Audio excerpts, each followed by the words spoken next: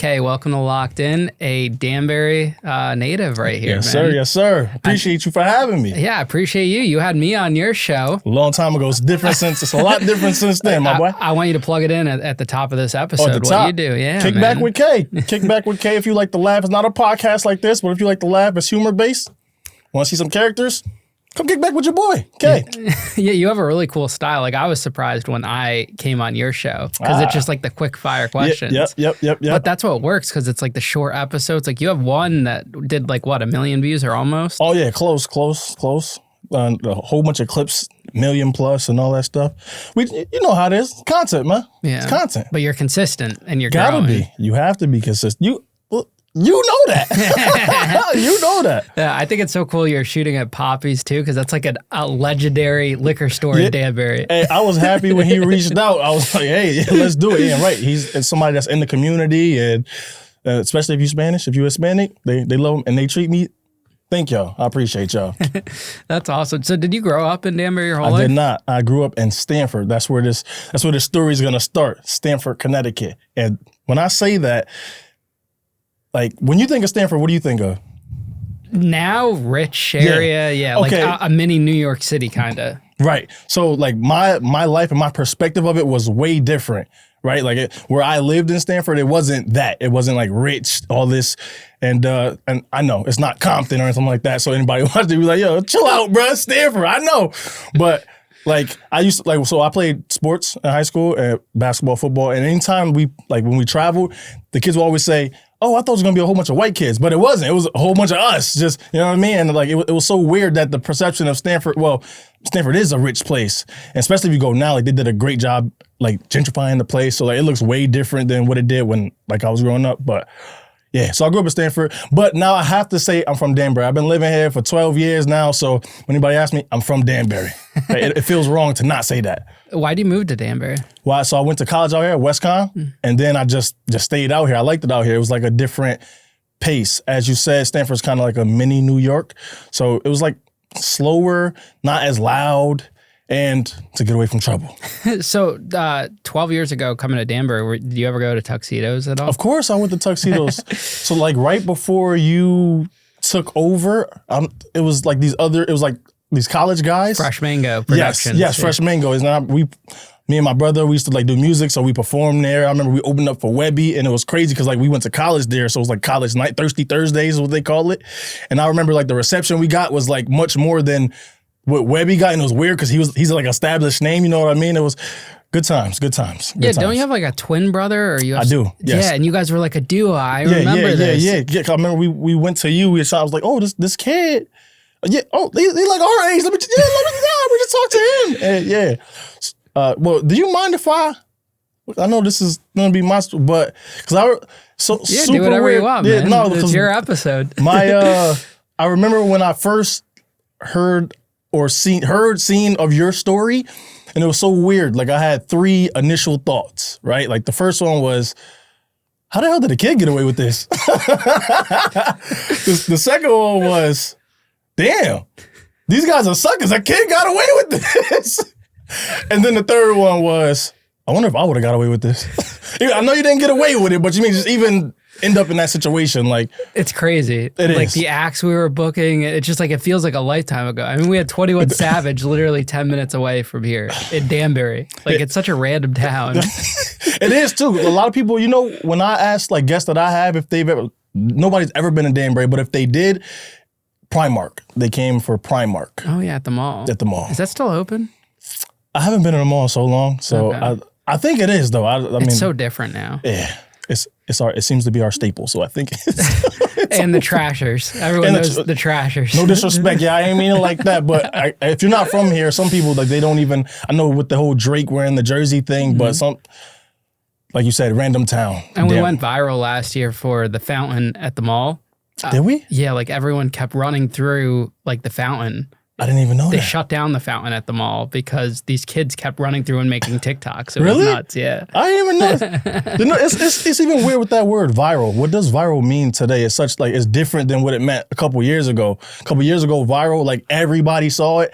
Now you can have 3 million views on Instagram, but not TikTok. You know what I mean? So like, I don't even know what viral means today. I think 1 million or over, I would count as viral. I got so many clips that did like 3 million, 4 million, 12 million on TikTok, YouTube, nothing. But like still, it don't feel like everybody saw it. You know what I mean? Mm-hmm. But anyway. Everyone saw Leroy though. That guy is viral. Shout out to my boy. Well, it's not my boy, but yeah, he's a out character. So Stanford, back then when you were growing up, is that like a Bridport, Waterbury now, or? I would say so. I know people from those places probably be like, no, but yeah, I would say so. At least to me, like it was, yeah. I mean, anywhere you go, you can find trouble, right? Like there's always the bad spots anywhere you go. Even if you go to Greenwich, I'm sure they have spots where it's bad. New Canada. I mean, the trouble probably looks different, I'm sure, but like, yeah, anywhere you go, there's trouble. So I would say it, because to me, like where I live, yeah, it looked like, minus the abandoned buildings in Bridport, yes, it reminded me of a Bridport, a Waterbury, a New Haven, right? Yeah. Who do you guys grow up with? What was it? Do you have siblings? Yeah, Mom so and it's dad? me, my brother that I share facial. I got another brother. So me, 2 brothers, a stepbrother, and a stepsister. So it was 4 of us. Is that 4? My mathing? Yeah, I think that's 4. Yeah, and then my dad and my stepmom. Okay, were you guys close growing up? Yeah. So me and me and my 2 brothers, my twin brother and my older brother, yes, really close. Went everywhere together, and that's, I mean, it's gonna be a part of the story as I tell it. It'll be part of the story, yo. Yeah. Yeah. Did you guys have money? Do we have money? Yeah. How do you guys grow up? No, it said no. I believe where we was living, it was housing or Section A. I don't really know the difference between the both. I know they're different, but so we didn't have money. And again, see, that was the perception of what Stanford was. It wasn't to me, because people think Stanford, you think of money and all that stuff, but your boys was broke. How would people describe you back then? So even to this day, and it's something that I'm just starting to like, and if you ask anybody about, my name is Kay, my brother's name is Kai, it's my twin brother. Kay and Kai, the first thing they're gonna say, badass twins. I had somebody on my show maybe like a year and some change ago, and like it was somebody that I remember from a camp that I used to go to. I don't think he remembered me because I look a lot different than I did back then, right? So I'm like, I say his name, yo, Angelo, you remember? You remember camp? He's like, yeah. I was like, what do you remember about that camp? He was like, it was these badass twins there. So like, I was like, damn. Everybody remembers me like that. Well, and when they see me today, they're always like, damn, you mad different from back then. It's crazy. So, yeah, I would say that. I'm trying to scrub that. Not that I'm ashamed of that or nothing, but I'm trying to scrub that away. You know, I'm a grown man now, right? Were you and your brother alike? Were you like close, shared similar traits, personality? Yeah, we did, and we were. But there's, I think, any twins out there, like you always want to be different. You don't want to be just because you grow up. It's not your choice to be dressing alike, right? Your parents doing that silly stuff, dressing you up alike. So you kind of always are trying to find your own identity, but you're always being compared to each other. So like there was times where we weren't, like I moved out of my house and my friend's house because I didn't want to be next to my brother anymore, because you don't want to be the fat twin. You don't want to be the skinny twin, the twin that sucks at sports, who's better, this is a nonstop comparison thing. So we were close, we were really tight, and then there was times where we hated each other. You know what I mean? Or at least for me, I can't speak for him, I hated him to the point where I moved up out of there. So yeah. And what about schooling? Did you guys go to public, middle school, high school? We did. We went to the public schools. I got my twin brother ended up getting kicked out too. So I got kicked out of 2 elementary schools, and I was homeschooled not homeschooled, like a tutor came to that. Well, I guess is that homeschool? Yeah, I would say that's homeschooled. Yeah. Tutor came to that, and I don't even know how. Do the state pay for that? Like, is that government funded? Like, because I don't know. So I had a tutor, and it was, now I think about it and I feel bad. The tutor would come to my house and I treated him like garbage. Like I kicked him out multiple times. Like, yo, get the F out of my house. What are you doing? I'm not learning this. He would bring a laptop, close the laptop, throw the laptop. I think about it now, like, yo, that costs money. That's messed up. What was I doing? I'm sorry. I don't remember his name, but I'm sorry. It's a Haitian dude. You was trying your best, man. Damn it. Why'd you get kicked out of elementary school? Fighting. So the first time, it's gonna sound crazy because you're like a kid. How? I beat up the principal. Like so it was damn, it sucks to say, it was a female. I had, and even to this day, well, not to this day so much, but authority issues. Like I didn't like when people told me what to do. And so I was being the bad kid that I was, getting in trouble, probably, I don't know, not listening to anybody. I remember getting called to the principal office.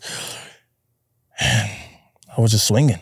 And I was tagging her up. And the funny thing about this story, so they called my twin brother to come calm me down. Wrong move. He started tagging her up too. Yeah. So yeah, that got me out of one school. The other school, it was like fighting, but that one wasn't really my fault too. It was Hart School. I don't even know if that's still a school in Stanford. The first school I got expelled from was Roxbury. And then the second one was Hart School. I was fighting, but like I felt like I had to. So like a big part of it, like my story, and like, cause it's not, I want to say gang related, but like there was the east side versus the west side, right? So like wherever you, and it's dumb. Like we were in elementary school and it was like to that, right? Kids from the other side was trying to press me and had to let them things fly. Where did that anger come from? Like why would you want to fight at that young age? Where do you get that from? It's kind of like, I don't say it's all you know, but so like a lot of it for me, so I didn't grow up with my mom and my dad, right? Like, so there was a part of my life where up until I was like 5 or 6, I was with my mom, and then she dropped us off, and then we was with our dad from the rest. So it felt like, and we moved into an environment. Dad, I'm sorry, I ain't trying to play you or nothing like that. I love you, you know that. But it felt like, his relationship that he had, he was already married, and his wife had 2 kids of her own. So it very much felt like, even in like that dynamic competition between them, like who kids were better than whose. So it was a very kind of unhealthy environment. So literally, like they would argue, and you would hear like, no, my kids are better. No, my kids are better. So like that didn't help. And then just, people saying you're a product of your environment, like obviously not to 100%, but like it's true, right? Like, so where we live, that's what was going on. People was fighting. People was doing a whole bunch of stuff you ain't supposed to do. But that was something like big for me and us. Like, I'm not gonna lie, I enjoyed fighting. Like, to a point where I remember getting to high school, like maybe I should be a boxer, but I felt like it was too late. I know people who've been boxing and stuff since they were like 7, 8, but yeah, I enjoyed being bad. It was a way that I let out frustration. I didn't know any other way. I guess to say it like that, simply put, I didn't know any other way. I mean, when we talk about product of environment, a lot of the times kids are born into these environments and they don't have a choice. That's just how they come up known. So it's almost like it's kind of irreversible in some respect. So to that, I don't want to say like I didn't have a choice, because you kind of always do have a choice, right? It is harder than others when this is all you see. But yeah, no, definitely raised into that, right? And there wasn't positive influences. And my dad is my dad had 3 jobs. So there was a point in my life where my dad was a myth to me. Like, I didn't necessarily see him, but like we woke up, my clothes was laid out and all that. And by the time we came back home, he was still working. So like when he would actually come home for the day, it probably was like 1 a.m. and then he slept till like 5 a.m. and then he was gone again. So like I didn't really see my dad. And I don't even know how he kept his jobs with the amount of times teachers was calling him, the school was calling him, that we was getting kicked out left and right. So shout out to you, Pops, because I'm a parent now, and I hope I ain't got to go through none of that, even though my kids are in a way different situation than I was in. But yeah. So you're kicked out of elementary school. You do homeschooling. When do you go back to public school? I go back the following school, because it was early. This was like October, November when I got kicked out. So like I do a full, I guess, year of the homeschooling, and then I go back the following year, and I'm in a new school, Rogers Magnet School. It's like one of those, it's like a lot of, like, they put your name in a drawing, you get drawn, you get to go to that school. And so I did have this, because I was in, I don't know if you know the difference between like special ed and IBM. No, I've never heard of IBM. Never heard of IBM? No. I don't know what it stands for, so somebody please let me know what it stands for. But like I know, like special ed is for, you know, I don't want to say but you know what I mean. I don't want to say that I don't want to offend nobody. You know how it is today. But IBM is like really for like bad kids. So there's like 8 kids to a class, or it could be lower. But like we need attention, but in a different way, right? Like it really felt like the kids who needed more extra love and extra attention too. Because like I said, my dad was like a myth. I didn't see my dad, and my stepmom wasn't really like that nurturing. So like I didn't get that from her. So one of my teachers, Miss Monahan, then she got married, Miss LaGreca. So when I got kicked out, she like the next year, she followed me to the school. Like I went to Rogers School. She followed me to that school, and like I appreciated that, because like it was like familiarity for me. It wasn't like a fresh start, right? Like so, yeah. So I go to school the next year. I'm still bad, if that's, yeah, I'm still bad, but I do know, like, it feels like I'm running out of chances. Like, not that anything was gonna happen or I had that sense in mind, but it did feel that way. Like, all right, let me chill out, because I kind of do like this school. And I got good friends here. Like, so let me relax a little bit. Yeah, how important do you think it is for children to be in a good school with friends? Because you were just talking about the IBM program. To me, that's kind of like ACE or that other Endeavor in Danbury, like for the troubled kids. Okay. And I feel like when you go to those schools, I don't know if that necessarily helps. Because you're around just other kids with a similar mindset, and there's no positive influence. Yeah, so it definitely could. Like, it is super important to have, like, friends, especially, like, for me, the friends that I had, they weren't necessarily like me in terms of they weren't bad, getting in trouble. One of the friends that I had then, like, since the 4th grade, his name is Cliff. To this day, we're still friends. He's my best friend. He's my kid's godfather. He was nothing like me. Like, his parents were super strict. He had to be, like, he lived across the street from the school, and his dad would drive him to school. Like, he couldn't just walk to the school. I was a walker. I lived a couple blocks away. He lived across, like, his dad would drive him. After school, he had to go straight home. Like, we would play football and stuff, play around in the playground. Literally, you could see him from his front yard. He's there, like, looking out, like, damn, I want to be over there so bad. But he couldn't. So he had a totally different upbringing than I did. And, like, that was good for me, too, right? So, like, he would, like, if I'm thinking about doing some nonsense, he'll question it a little bit. And, like, that was like the first time somebody that like I related to in a different way, like us being kids, being the same age, like we both like sports and stuff. Somebody like questioning me, challenging me on my decisions and my thought process. So it's very important to have friends. I mean, school, those programs, like I see what they're trying to do, how much they help. I don't know. I couldn't tell you the program that I was in, or it was helpful because like there was things that we did that I wouldn't have been able to experience like through my parents or on my own. Like every Wednesday we went to the YMCA and I learned how to swim. That's how I learned how to swim, right? Like to this day I probably wouldn't have been a swimmer if it wasn't for that. You know what I mean? I did the same thing too. Oh, really? The YMCA, yeah. Oh, nice. Yeah, and they kind of just like throw you in the water. Yeah, and you yeah. gotta sink or drown. I had a terrible experience. Drown, yeah. I remember trying to come up thinking I was about to drown. One of the kids was just like on the spot where I'm trying to come up, like trying to keep me down. And I was like, this is it. This is it. I'm dead. They literally just throw you in there. Yeah. And you got to figure it out. You got to figure it out. I think did somebody throw a noodle? Somebody might have threw a noodle in or there. The floaties. Yeah, a little noodle. I was like, it's fun reminiscent about those child days. Yeah. So then you go to a public middle school? So then we go to, and this is kind of where the troubles pick up again. So I go to Dola Middle School, and now, so I kind of, there was a point where me and my twin brother, we couldn't be in the same school anymore because we were too bad together. Hence the story I just told you. They called him to calm me down, and he started beating up the principal too. So we couldn't be at the same school anymore.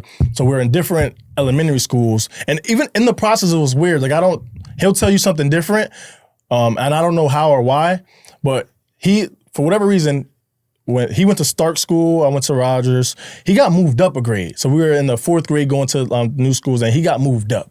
So now he's in the 5th grade. I'm in the 4th grade. Already a super weird dynamic, right? We're twins. He's in a higher grade than me.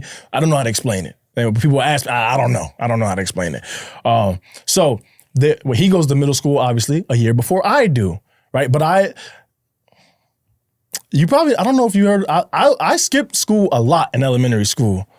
Even when I went to the school that I like, Rogers, like I skipped school because like I said, my dad was barely home. My stepmom, I knew her routine. She would come in, check, say, hey, like she had to go to work too. She'd take the bus. So check in, like make sure you go to school. Cause I live close. I was a walker. School started at like 7:29, right? So her bus was at like 7:20, right? I had it down to the T. So she'd be like, she'll come in the room, make sure you go, like, and I'll act like I'm getting ready. And then sometimes like she'll leave a little later. So then I'll just slip right under the bed, stay there, and then hear that door close. Bingo, it's time to go. Even though there was nothing great to watch at those times, it's like Jerry and all that stuff, not the good cartoons and nothing like that. But I used to skip school a lot. I probably like missed 80 days of school. And I know today, like that's a problem. Like I believe you probably stayed back or something like that. But yeah. So anyway, though, right? So when we get to middle school, my twin brother is in the 7th grade. I'm in the 6th grade. They do allow us to go to the same middle school. So I was already kind of annoyed in a way that now I'm in the same place. We're not necessarily like there's different cogs. I'm not sure how the middle school you went to, how they separated people. Like the cogs we had was like Delta, Omega, Gamma, and like so you're in different places in the building. So we weren't in the we was never in the same place in the building. But like obviously there's somebody that looks like you walking around. People are like, wait, aren't you? Didn't I see? Like, you know, for a twin, it's like, all right, it gets all right, bro. Like, chill. Like, every day? Stop it. So why I brought up I used to skip school a lot because I used to go to middle school. I used to go to their school. And it's crazy because some of the teachers would just be like, whatever. Like they would let me, like the teachers kind of knew me already because I was there throughout the school year when I wasn't supposed to. Yeah, I got sent home a couple times. And I'm surprised, like the, what's it called, CPS or like child services didn't get involved, or shout out to the teachers. I guess they were cool about it that they didn't report that stuff.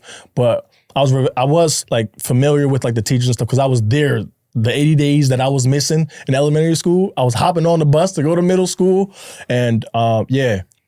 So linking back up with my brother, and my older brother was going to Dolan too, but he was in the same grade as my twin brother at this point because he got moved up. My older brother's just a year older than us, but big dude, like big stocky dude, made us feel very like safe. Cause so link back up with them, and when I don't know what it was, like just being. So my best friend at that point, Cliff, he went to a different middle school. He didn't go to that's probably why I got back unhinged, because I didn't have no longer that check, right? Somebody to check me in that way. So I started wilding out again, like fighting, getting in trouble. Most of the stuff is fighting. Again, it's like East Side versus West Side. But stupid stuff, like real stupid stuff. There was this one principal that I had. To this day, I'm kind of cool with him. I don't talk to him as much as I should, and I'm very thankful for him, Mr. Rinaldi. I appreciate you. Like he plays a big part in my life, and like just having like a male figure believe in you more than you're used to, or more than I was used to. Nobody really like breathed life into me before the way he did. But anyway, link back up. We're in middle school, and there was this point where like. I'm just fast forwarding a little bit. I'm in the 8th grade now. My brothers have moved to high school. They're going to Stanford High. And there was a point where they're like, yo, we already know like it's East Side versus West Side, but now we got names for it. Like they're on the West Side, they're gonna be the Young G's, and their flag is gonna be a black flag. On the East Side, we're gonna be the East Side Riders, and we're gonna have the white flag. And I thought it was corny, but like, all right, like, okay, we got names for it now. Cool. So like we the East Side Riders, and it seemed like it was like organized, like, all right, we're gonna meet up downtown and we're gonna fight. And it was organized. Like I'll never forget that. Like, cause it felt stupid, But it was like the beginning to a lot of different kind of problems that will happen in my life and that will have like this weird whatever. So that's something like I ended up graduating in middle school. I'm saying it like it was a miracle. Like, nah, I mean, I was some semi a good kid. Like I got good. Like school was easy to me, I thought, but like I enjoyed being a badass. Like that's all I knew at that point. But so I graduated school. It's the summer, and we probably had a couple meetings like with the other group, the other side. Like we probably fought a couple times already at this point. But so like this specific summer, like it felt weird because now it started to feel like downtown was always a neutral. It's like neutral, right? Like it's not the west side, it's not the east side. It's like it's in the middle of both sides of the town, right? So this one summer, we're downtown, which I think this should be the name of this episode. All right, I'll get to that. But so we're downtown, and there is like 13 of us, and we're, I don't know, maybe I'll fast forward a little bit. But anyway, hold on, we're 11 years old. We're 11 years old. So yeah, I'm not in high school yet. Whatever. We're 11 years old. We're downtown, just chilling how we normally do. Probably like 13, 11-year-olds shouldn't be together, like downtown, like where's your parents, whatever. But we're walking. If anybody's familiar with Stanford, it's the Landmark Square. That's like the movie theaters. It's these big ass stairs that you go up. So we're walking past it like we do every time we're downtown. And it's this group of other twins. Like we're with, so it's me, my twin brother, a couple family members, a couple boys, and then another twin brother like duo is in this group with us. And out of nowhere, one of them just blows a spitball at this kid. Okay, like this kid on a scooter. Then the other brother just start wailing on this kid, like beating the brakes off him. And like we're not, like we don't know that this kid is not from the other side. No, it's just a random kid to us, and they're both beating him up and like he owes us money. Like, all right. And then we see like so in Stanford, I'm not sure in Danbury if they have, I don't recall seeing them. Do they have cops on bikes? Yeah, they do. They do? Okay, I haven't seen any. They only stay around like Main Street. Okay. Yeah. Oh, shoot, my bad. So it's like, I guess there's a cop that was on a bike. He starts running towards us. And it's just what you do. If a cop is running at you, you run. Even if you had nothing to do with it, if you had something to do with whatever, you just run. And like for me, there was something like it was a thrill in that, like running from the cops. It was like similar to like when, I don't know if you did this as a kid, like threw rocks at cars, threw eggs at cars, and when they get out and chase you, it was that, like it was a thrill that you got from just running, even if you had nothing to do with what was going on. But a cop starts chasing us, and we're running. We run through the mall. Back then there was Filene's. I don't think Filene's even exist anymore. It's like a Macy's, but we run through there, and we cut to like, it's like the middle part of the mall where you go outside, I guess where only employees can be. You're like dead in the center of the mall. Outside, there's like a whole bunch of dumpsters where like, you know, you're not really supposed to be there, but, and then we're like, so now like, I'd be like, like we lost them. Like we lost them somewhere in this run, right? And we're like, and we about to start talking about what just happened because we still don't know what just happened, right? But before we could do that, my older brother and my older cousin that was with us, they take off running. We're like, what the hell? Look. Then we look this way, like where they running from, and we see like 3 cop cars come in. My other cousin, he starts running, and I like, it's so weird because he could have made it out, like he was like gone kinda. And for whatever reason, like the cops, they come out and their guns are drawn, like they're, which like what the hell? what's going on? And he comes back, like he was gone though, like he comes like, I'm sorry, sir. I thought you was gonna shoot me, sir. So now he's back in this. And then so now what I see, now they're grabbing, so there is 11 of us now. Two dipped out. And they're grabbing each one of us. And I see the kid that the other 2 twins just beat up in the car. So they're grabbing each person individually and bringing them like close to the car. And the kid is like, I guess he's saying yes or no, but he's saying yes to everybody. And I guess he, like, to me, what I was seeing was that he was saying yes to who was there, right? So, boom. He says yes to everybody. So we're all in the cop cars and like, we're getting booked. We're getting booked. We're going to the station. So we go to the station. taking our fingerprints and stuff. You know how that worked. I do. And the whole time I'm thinking like, damn, all this? Like, kid got beat up by two of these guys. Like, what's going on here? And like, no, they're not like communicating with us. And I don't know if it's because like we're young, like we're minors, but like I don't know what's happening right now, right? Like, and I'm lost. I'm confused, and we're kind of separated. Like we can see each other, but like we're all like cuffed to like a bench. And I don't even know how they have so many of these anyway. Like, what the hell? But like, and like we can't really like talk. Like, it feels uncomfortable to like speak like aloud because like, you know they're there, but we don't know what's happening right now. So finally, one of them come and say like, because it was a Friday. It was a Friday.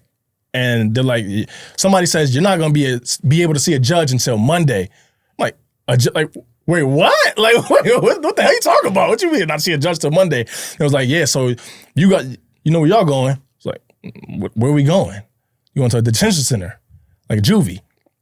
And so at that point, again, none of it feels real because to me, like, I've done a lot of stuff in my life and at that point, but like, I didn't do anything right now. Like, what are we talking about, right? Like, these two of our friends beat up this other kid, but no, serious, he wasn't bleeding. Right? He wasn't. I'm saying right, like he was there. And so, not like I don't know the process. Like when you got booked, how long did that all take? I mean, the first couple times with the state, like local police department. Yeah. The first time was a couple hours. Second time they kept me there like all night. Okay. It really depends. And then the feds, I was in and out in a few hours. Well, damn. Well, because it felt like an all day thing, and like it was like the cops, they wanted us to be scared because they was like, yeah, so y'all going to juvie, and this is in Bridport, and like Bridport is supposed to be like a tougher spot, per se, but so yeah, they're like, you're going to juvie, and I'm just like damn, like. What the hell? We're going to juvie? But you weren't the one that beat up the kid. Right. That's what I'm saying. So it doesn't feel real. Like, to me, it's like, all right, this will get sorted out. Like, but, and it was super weird too. I mean, obviously, because we ran to, like, there was a lot of people who witnessed this spitball beating that went down. Like, it was a lot of people outside, but maybe because we was part of the group that ran. Not maybe. I know we're part of the group that ran. I don't want to act like, not. But, so like, and at this point, I'm not scared. I'm not like nervous or anything like that. Like, cause I'm going like, all right, but I'm going with 6 people like that I know. One's my brother, another one's my cousin. Like, and I remember the cop just kept saying, he kept mentioning 6-foot Willie gonna have fun with y'all. I was like, who the hell is 6-foot Willie? Like, what's going on here? So, and it felt like Stanford to Bridport is probably like 40 minutes. It's like a 40-minute drive. So there was 3 of us in the car, three of us in each car.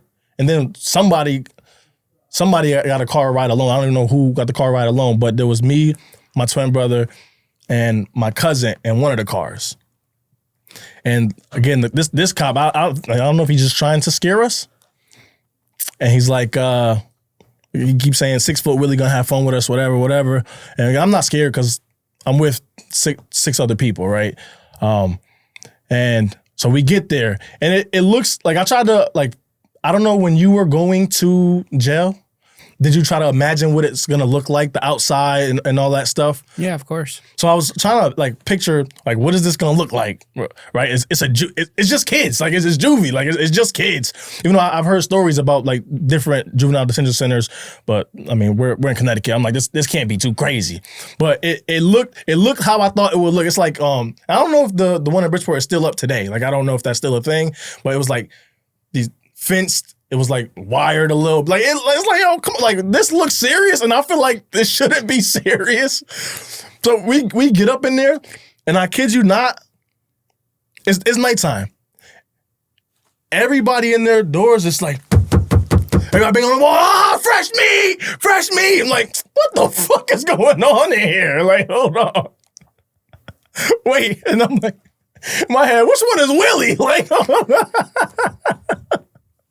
But I'm just like, oh shit, like, all right, like all I'm thinking is like, all right, now I'm really gonna have to fight every day. Like that's what's going on. But again, I'm like, I got six people that I know. There's gonna be some ass beating going on. But damn, I don't wanna have to fight every day. Shit. But it seemed that way.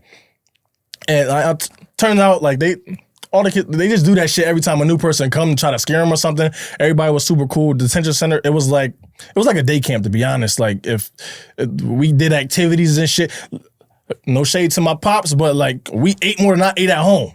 Like we had meals and all that shit. But so we did like a week. That weekend, a week. This is how long. Wait, they brought you there for a week? Yeah. So it was. So I don't understand why.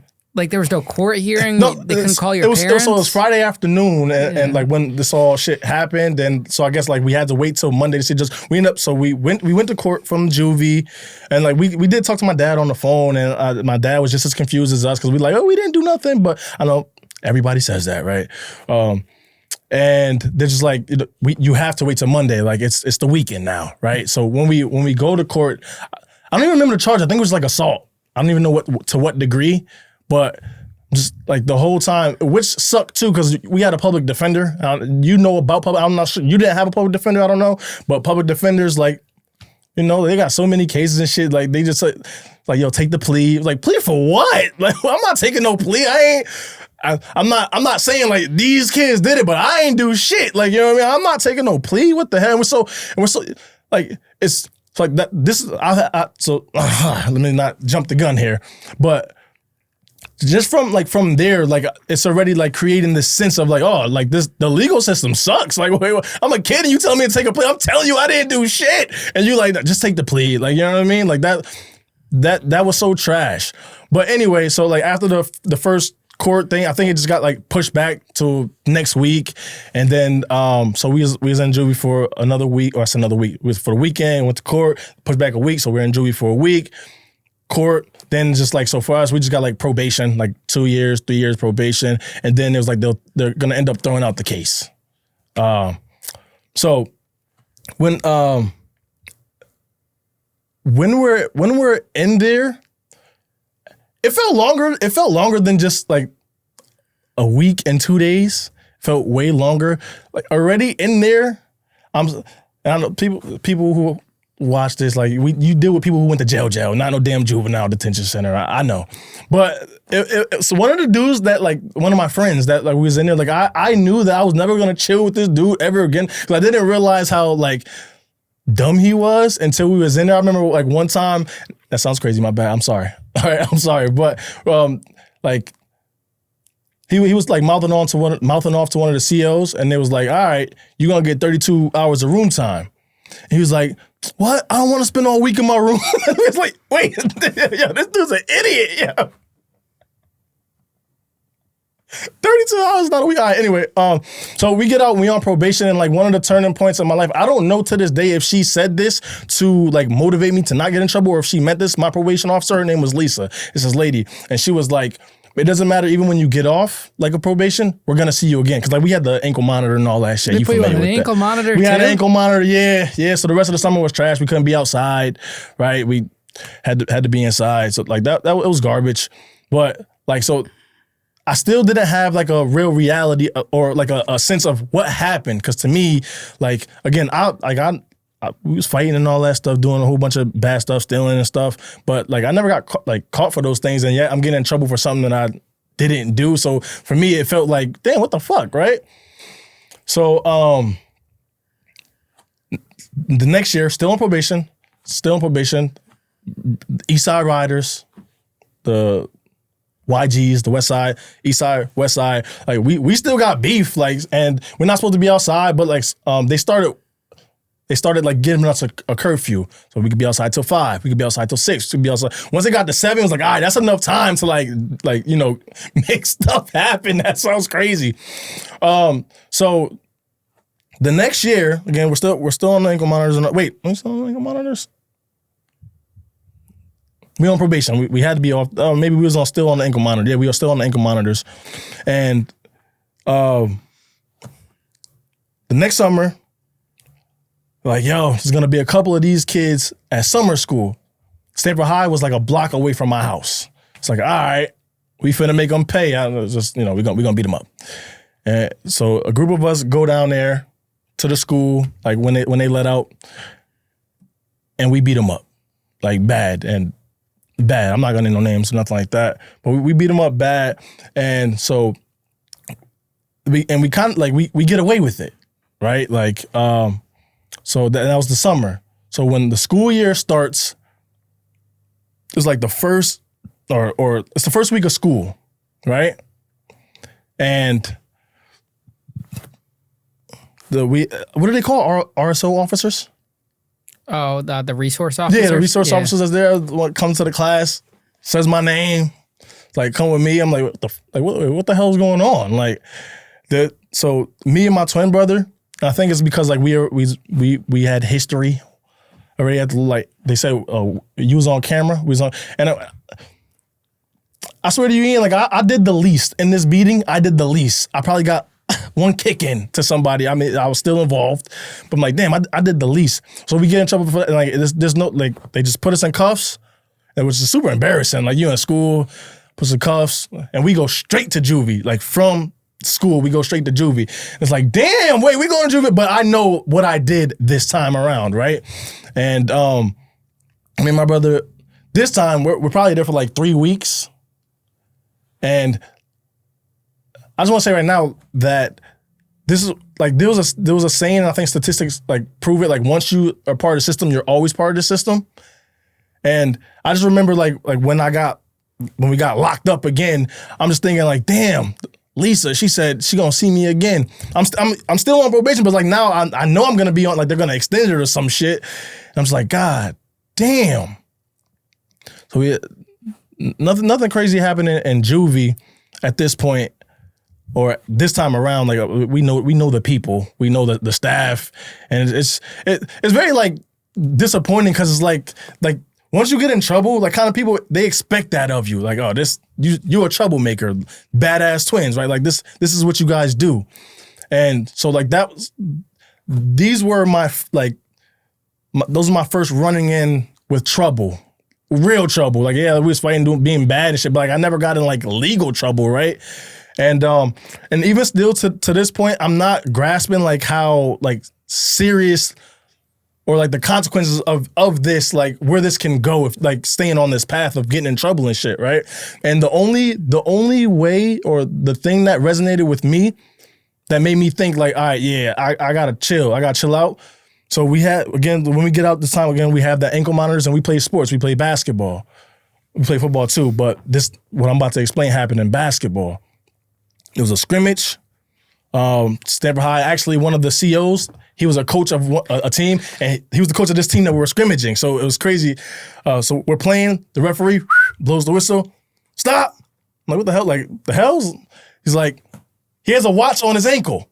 You take that off. You got to take that off. I'm like, oh, damn, because it's like mad people there. I'm like, oh, I'm embarrassed, right? I'm embarrassed. And like, so like that was my first, like, all right, this is weird. That was my first, like, damn, being in trouble is not cool. Like now I gotta tell you, it's not a watch. They know that oh shit, like this is crazy. So that was my first realization. Like, yo, being in trouble is not cool. I'm getting embarrassed. I look silly out here. Right? Hold on, let me take a sip of this liquid. Oh, can I say that? Yeah. I was say, I know you sponsored. Oh, those are energy drinks. Liquid, that's not an energy drink. Cool. My apologies. Because I feel like I'm saying a lot fast too. I'm trying to fast track this because I want to get to the. Oh, so you're at the high school basketball game. At the high school basketball game, yeah. They just found your. They just found my ankle monitor, called to watch, and now I'm embarrassed, and I'm like, all right, like that was my realization. This shit ain't cool. Like to be in trouble. It took an embarrassing moment like that for me to realize that. So I'm like, I made it a point. Like I don't want this from me. I don't want to be in trouble. And I'm remembering Lisa.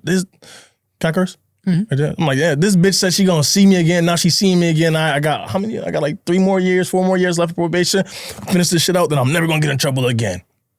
And fast forward, like I don't get in trouble again. Like me and my brother, we stay out of trouble. But my older brother, he ends up getting in trouble, and he's 18. Like he's 18. So it was our senior year, because fast forward a little. In high school, when I went to high school, my twin brother he moved up a grade. Well, he didn't do shit, so he ended up staying back. So now, like, it had evened out. It leveled out. We was back in the same grade again. Because he stayed. He never even went to school. Like, really, he just fucking around. Got put back. So, and then even my older brother, he stayed back too because he wasn't doing shit. So we was all in the same grade. So senior year comes around, and my older brother, he was a different kind of bad. Like, again, he was this big dude. He used to beat the shit out of people, and he made we felt safe around him. Like, I like fighting and stuff, but like if it was the type, I don't know if you have any friends like this, or like if he around, I'm good. Like, not that I can't handle my own, but I feel like whatever happens, I know he gonna clean it up, right? He gonna clean it up. So. He wasn't allowed to be at Stanford High anymore. He had went to like a private school called Stanford Academy. It's strictly just for bad kids. It's terrible because it's a whole bunch of bad kids in a bad school, and all they do is be even worse to the teachers. So the teachers that gotta deal with that shit, there's no learning going on whatsoever. No learning going on. So he was in Stanford Academy. It's getting close to like what would be graduation. Graduation probably like 2 months away. And one morning, it's like 5 a.m. Boom. Cops just bust the door open. My bedroom is upstairs. So, like, we hear a boom, but not really understanding, like, the fuck is that? What's going on? Then we hear, like, my dad, I don't know what the fuck my dad was saying. He was like, and so when we finally go downstairs, I see my dad on the floor, like, holding his eye. Oh, shit, my bad. Holding his eye like this. Like, my dad like, damn, they just hit me in the eye. So now I was like, yo, wait, what the freak is going on? Is my dad in trouble? And then so they're just holding my dad, holding my stepmom down, holding us down. And then, like, they go upstairs because me, my twin brother come down, my stepbrother, cause my stepmom had 2 kids of her own. My stepbrother comes down, and my older brother, he's the only one that's still sleeping peacefully in his room. They go upstairs, bust in his room, take him, cuff him up, and like take him out, put him in the car, all that shit. But it's like, it's mad cops at the crib. And like, for us, my older brother, he chilled with like older people. And he was very like secretive, kind of, in a way. Like there's times where we chill together, but like he was around an older crowd, and like there was a lot of aspects to his life that we didn't know what was going on. This was one of them. Like, he was like, oh, he's getting arrested. Like, for what? Like, we not really, like, yeah, we fight here and there, but we never got like caught for it again. Mm-hmm. Again. I'm not getting in trouble now. So like, what the fuck is going on? And then, so they take him away, and they're not really explaining anything. And then my dad is not like making shit any better because he's just like still going off about getting hit in the eye. And then I know my dad started lying, talking about he took out like 2 of them. He goes, Dad, stop the bullshit. No, you did it. But so after the cops leave, we go to my brother's room, and we see, I think they took some too, but we see like bullets. And then we're like, damn, did he have a gun? Like, and it turns out, so the charge, it was a firearm, and or what is it when you shoot at somebody? Like an endangering type charge, or? Yeah, I think that's what it was. It was, and like have like possession of a firearm, even though they didn't find the firearm, but they did find bullets in his room. But like, yeah, so he got charged, I think, with. It had to do with a firearm. He got hit with 5 years, and it felt super unreal because we don't know this of my brother. Like, what's going on? Like, he's this big dude. He always beat people up, so we know he don't never need a weapon or anything like that. So he's 18. He's 18. We're 17. It's like, all right, it's gonna get sorted out. Like, it's gonna get sorted out. Like, he's not going to jail, because now we're just like, damn, we're like we've been to juvie. Me and my twin brother been to juvie, but we ain't go to jail. Like, jail. Like, you know, like when I thought about jail, even when I think about your story, I'm like, I know it's not the case, but I'm like, that dude's getting dunked up, the blood all crazy. They getting stabbed, slashed. Like, I'm like, damn, I know my brother can handle that shit, but like, no, we don't want that to go down.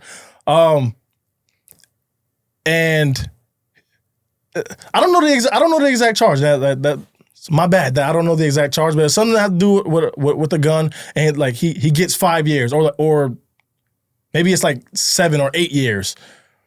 But like they're like he's probably gonna have to only do 5 years. But we're like, damn, 5. Like we're 17. Like damn, 5 years. We gonna be grown ups. Like wait, like we gonna be grown ups by the time you get out. So part of me wanting to come up here too is like to tell like the other side of, because again I've never been to jail, but the other side of like when you have, I know you had your pops up here, when you have somebody that you care about, that you're close, that you love, go to jail, and like how you're dealing with it on the outside, right? So my brother, when he goes to jail, again, he was like a sense of like security for us and safety, because my dad, he works so damn much. So like when we're out and about, it's my big brother, right? Like my big brother's always there to take care of us, right? And now no more for the next 5 years, which feels like a lifetime now. He's gone. Right. And I feel like this is an underrated aspect that nobody talks about, kind of. But how often did you call your dad? When I was in prison? Yeah. Like every day. You call him every day? Yeah. I don't even know how much those phone calls cost, but they ain't free. Right. So my brother, like he couldn't necessarily, he would call my dad. And my dad would like put money on the phone and books to as much as he can. But at that point, like we don't have jobs, so like you can't just hit our cell phone, right? We end up getting jobs and shit, and like we put money on Securus, and so he wants to call every day, and sometimes he's calling. Do you call multiple times a day? Yeah, sometimes, yeah. But I mean, you can only have a 15-minute call. So, yeah. I don't even know how much is a call. I don't know how it would have been in the state. I think ours was like $1 or something almost, a call. It felt pretty expensive because I had got a job at Walmart. Like at this point, like that was the after we graduated, I'm at WestCon. Got a job at the Walmart. Pointing it like it's over there and shit. I got a job at the Walmart, and me and my twin brother now, like we live out here too now. So now we're paying rent. Like that's new to us. We never paid rent before, so we paying rent. But we broke. Like I was at Walmart. I was making $8.50, and I remember one of my other friends who was in jail before he got out. He went to a Whole Foods. He making like 10, and I was so pissed. I'm like, yo, damn, he was in jail. Not that everybody deserves fair pay, but goddamn, I'm making $8.50. So we broke is what I'm saying. Like, but still trying to like make sure that we could put money on his books, put money on the phone for him to call us and stuff. And it always felt like I gotta rewatch that episode with your pops because I mean it's different from father to son, but like so like my brother, he was like kind of like living vicariously through us now, like because now he's losing 18, 19, 20, 21, 22, 23. He's losing those years now, right? And so he was like living through us. And like, and this like especially when me and my brother was like trying to push the music stuff, every time he calls, his favorite question was, so what's new? And that created so much like I got anxiety. Like when I would see his name pop up, or not his name, but like I see that number pop up on the phone. I'm like, fuck, he's gonna ask what's new, and we ain't doing shit new. Like it's the same shit. Like I don't know how to explain that, but it felt so crazy. It felt so crazy to like, fuck. Now I got like, do I gotta? And it's just my brother just wants to speak. He just wants to talk, right? He just wants to talk. I can't speak for it how it is in jail. Juvie was day camp. It was fun as fuck in Juvie. Like we had activities. We were doing things. But I'm like, damn, am I gonna have to make up shit? Like every day he calls, he's saying what's new. So like it was adding stress to my life, Ian. It was adding stress to my life. Like does that sound fucked up?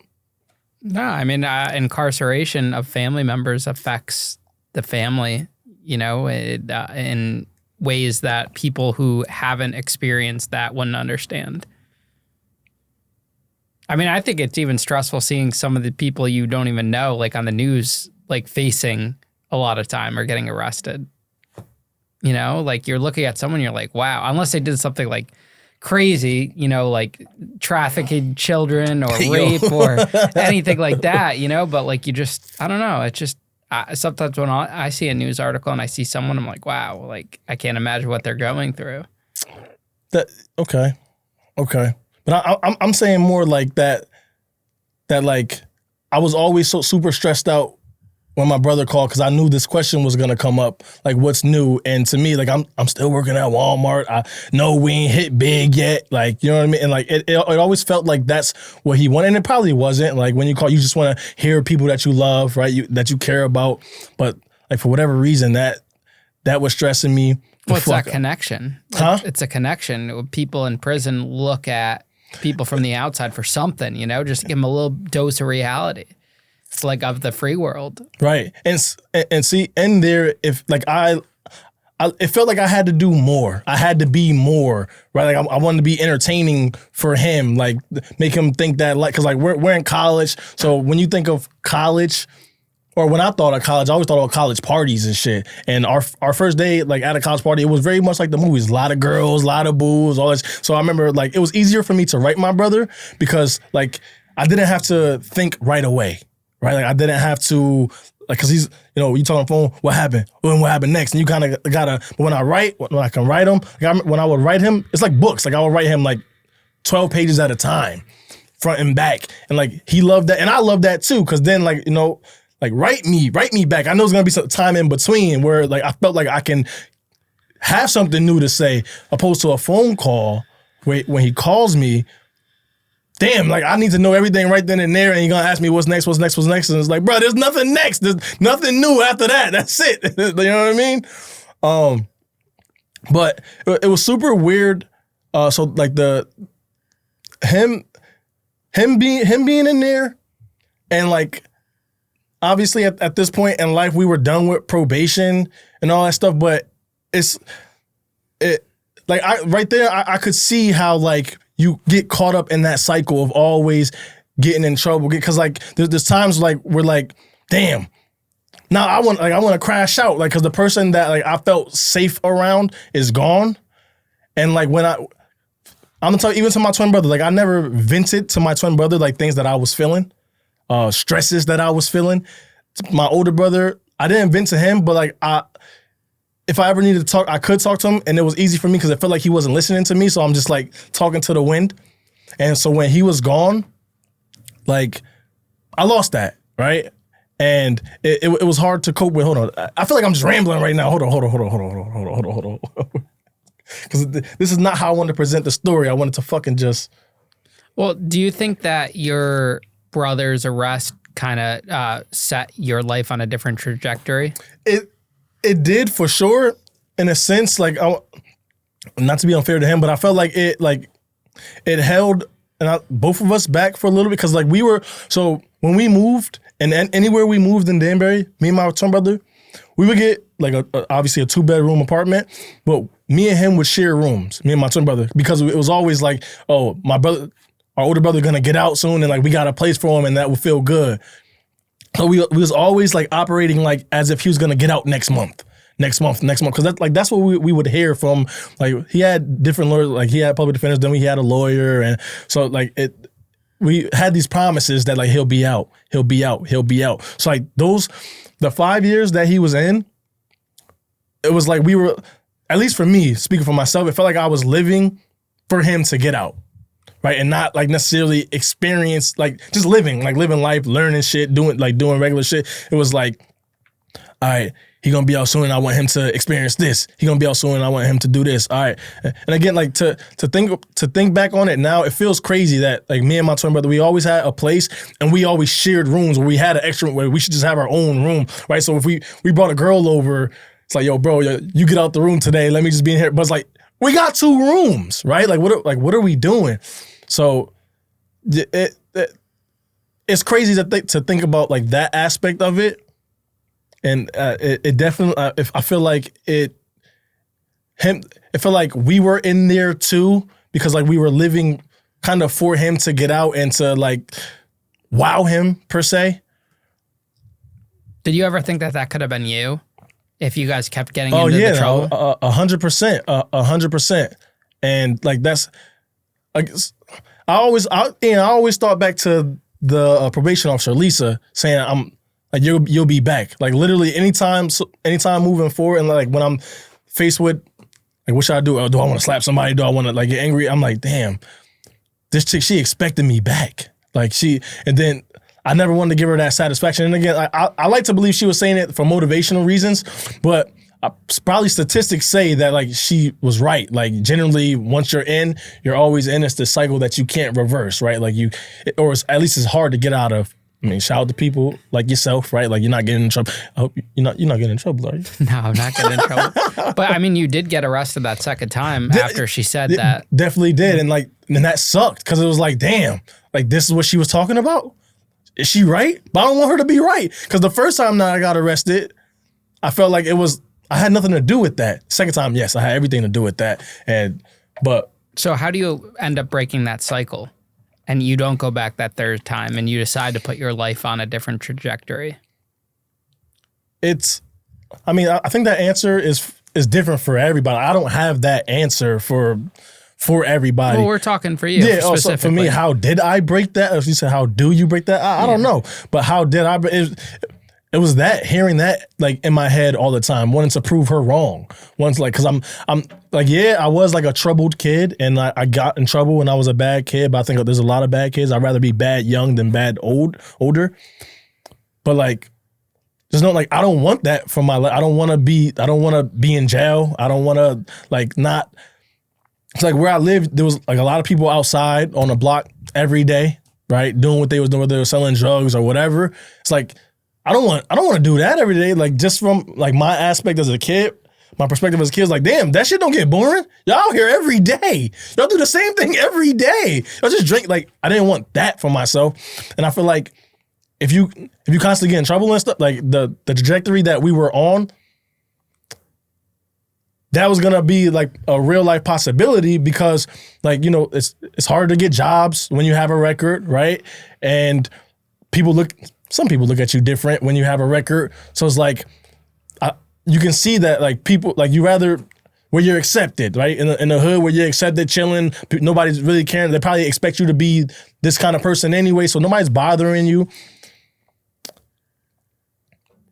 But yeah, Lisa was how I did not want her to be right. And I didn't want that for myself. Like I'm not that kid. You've been on the show, but you seen the shit like I feel like I got a lot to offer shit, and you can't do that in a jail cell. You can't do that in a jail cell, Ian or Ian. Ian, what advice would you give to a parent that's kind of dealing with their child going through similar situations that you did growing up?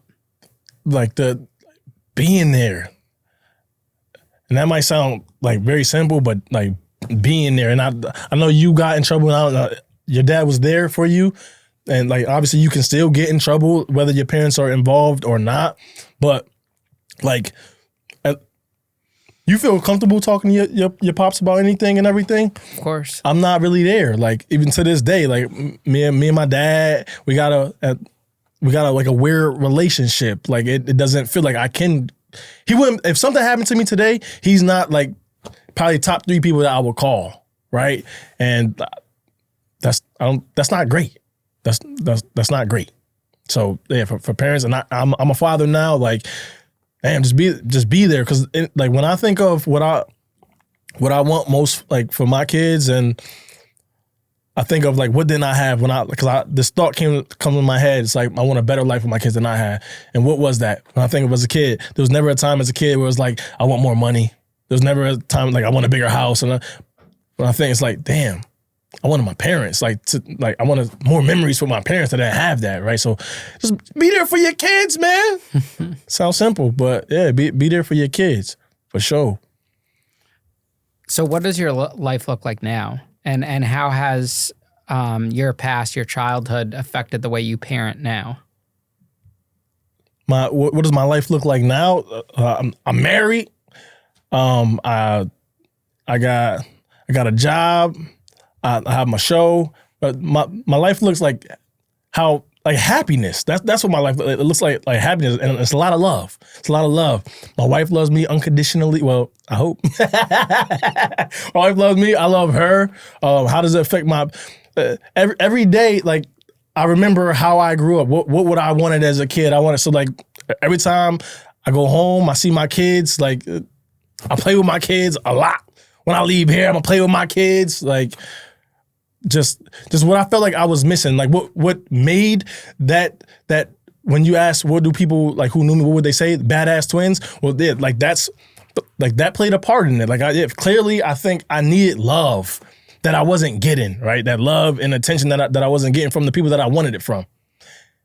And like that, and no, like while that wasn't like for my brother who like was a big part of my story, not to, my fault. That sounds crazy because people come over here with like real gel stuff and like this not that to me. But like that wasn't a big part of my brother's story, but it could have been. But one thing I want to do though, you asked me like, do I feel like it put me back a little bit, like with my brother being in there? And I say, yeah. And like, cause we was very much living for him to get out. Like, oh, he's gonna be out next month. Right. And, so finally, when he finally got out, and it's weird, but this is like one of my like proudest moments, right? When he finally got out, like after 5 years, so it was a super weird thing that he just like dropped him off somewhere in Bridport, and like he called us from like a stranger's phone, right? It's like, yo, I'm out. But like before, like we knew the general day he was gonna get out finally when it happened, and I was like we wanted I wanted him to have such a great time his first day out, which now thinking about it, that probably. You can't do too much with somebody who just gets out because you're institutionalized to a degree. But I was like, we want him to have we had mad girls at the house, right? Probably too much drinks and all that stuff. But it was like, we want him to have a wild time. So his first day home, like, I think he had a great time. I want to call him real quick and ask him about that. Hopefully he picks up. Can I do that? Yeah, sure. Because I remember, like, we literally gave him a room, girls in there, drinks, all that. And I just remember the next day, like, waking up, when we go in there, he's butt-ass naked with a Dorito bag of chips over his penis. And we're just like, what happened in there, right? So hopefully he answers. I never asked him about that day. And that was something that, like, that meant I don't know if that's weird, but that meant a lot for me. Like, I wanted to give him something that, like, when he asked what's new, I couldn't give him that, like, because shit wasn't new every day. But when he got out, I very much wanted his experience to be something that he'll remember for life, and hopefully he picks up and shares what that was. I never asked him. Yo, Mar. What's up? Yo, I'm on this pod with Ian. It's called Locked In, right? It's about like sharing your stories with jail and all that. But what I never asked you this, and I want you to, if you can, share it now how you felt. It could be brief. You probably at work. But so your first day out, when you came to the crib at night, how was that? Can you share as much as you like, or like how? I remember feeling like lost. Everything was brand new to me. No, but okay, no, that's real. But I mean, like, how we had, like, the girls at the crib and all that. Oh, like, I've been waiting 5 years for that. Well, how did you, like? So when you woke up though, like, what was how did you feel? And I don't know if I'm looking for an answer or something, but I just never asked you this, and I ain't gonna hold you. I'm on a job right now, so I can't. Oh, okay. Got you. All right. Wait. All right. You just ready to sling that thing. All right. I appreciate it. I love you, bro. I love you too. Well. It works, so you can't. What advice would you give to someone that has like a family member or significant other coming home from prison to kind of help them? Because I always get questions all the time, like, what can we do to help our family member or loved one that's incarcerated? Yeah, so like what? And I don't know, because like you heard him. He said like he felt lost, and obviously it's a lot. Like he did 5 years. People who did longer and or shorter, it might vary. But like, I don't. Again, it's something that I can't say I necessarily have the answer for, but what we did outside of like trying to get him straight with females and like make sure he catch up for lost time. So like we try to get him a job right away where he's calling back. Or maybe he can indulge something. Yeah, sure. Yo. On that Slong Kong shit. So you was on that slong Kong. What that mean? What you mean? Remember, I just kept saying I got the slong Kong. I just kept saying slongy and all that. And I was happy as hell. That's how it was. I can finally get some buns. Fuck. It's 5 years old, dudes and shit smelling farts and guys' breath and shit. Finally get something soft and feminine. Like, yo, that was heaven. Cool. Shit. And I came home. That shit was bottled up.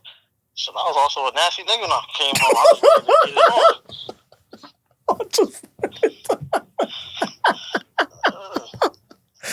on. You gotta understand. I was like waiting for this moment. And it just hit me. It's like, man, hell yeah. Girls at the crib? Shit. That shit was like forbidden where I was at, so. Yo, hold on. I do have a question. When we went in the room the next day, and you was butt ass nigga, you just had a Dorito bag covering your. What was that? What did you do? How was Doritos involved?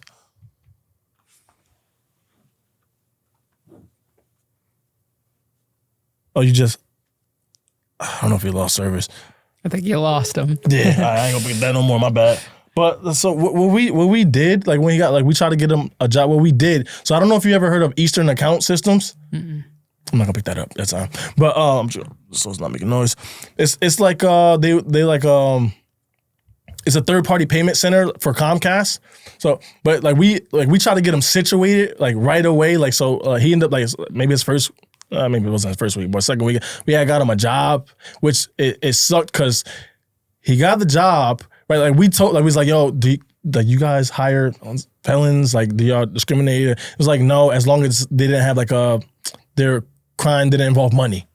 And so it was like, all right, cool. Nah, it doesn't involve money. And so anyway, so he gets hired and he's working there for like a month, and then he got terminated because of his record. Like they was like, because it was like a hiring agency who we went through to put him on there. It was like they did a full background check now, and that came up. So like it was cool. Like it was a high of him. Like yeah, he just came home, had this great experience. He's working, he's making money, and then it was like a low because like when he got fired, and the reason why he got fired, he felt like shit. Like he was like, damn, like am I ever gonna be and like that was weird for me. Hold on, put it on floor so you can't hear it. My bad. Cool. You're good. So that was weird, and it felt like damn, how do I help him? Because I don't know what he's feeling, right? I don't have that on my record. And that's something I don't have to think about. I can't relate to that feeling, right? Like having a job and then have it taken away from you. Now you're thinking, am I ever going to find work? I mean, you hear him say he's working now, he at work, so good. I don't even know what he does, to be honest. So what advice would you give to people that are going through those feelings that you're just describing you experience? Because so many people do experience those feelings. Like, you can't do it all. Like, you can't do it all. You're a human. You can only try to do what you can do, and just just don't put all that weight on yourself either, right? Like in my situation, he's my brother, and like so like when he came back, like I could talk to him and tell him like, yeah, damn, like I tried to do this, like you see that, but yeah, just don't put it all on yourself. Like it's not my fault, right? I tried, right?